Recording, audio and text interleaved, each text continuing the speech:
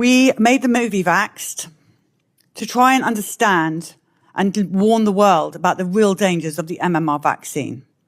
I even vaccinated my child after I had Billy because I was so pro-vaccine and so into the system. Just the MMR was the problem. But then we got out on the bus. We took a bus and we traveled around America, listening to parents around America, what had happened to them when they vaccinated their children. And what we saw was utterly horrific. We saw so much death following baby vaccines. These parents would vaccinate their perfectly healthy child, and then their child would die. We saw a video at the beginning of this about the whooping cough.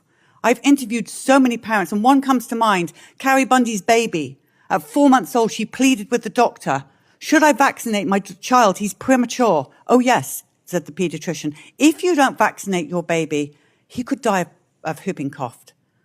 She vaccinated that baby, and he was dead in his crib following that. That is the same story we hear over and over again.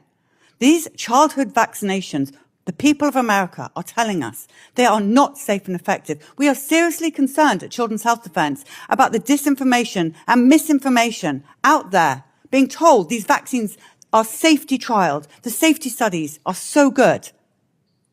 Yet all we see is death and destruction over and over again. Babies, teenagers, HPV Gardasil, their ovaries are shutting down. They cannot have children anymore. The parents are reporting paralysis. Children paralyzed from the waist down. You shout out about polio to us. I have never seen so many crippled children around America. So many children in wheelchairs, unable to walk, talk, speak, on ventilation.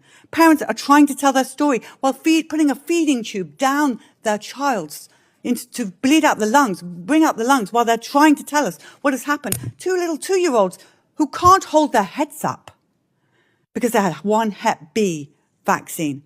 And then you shout out about measles to us.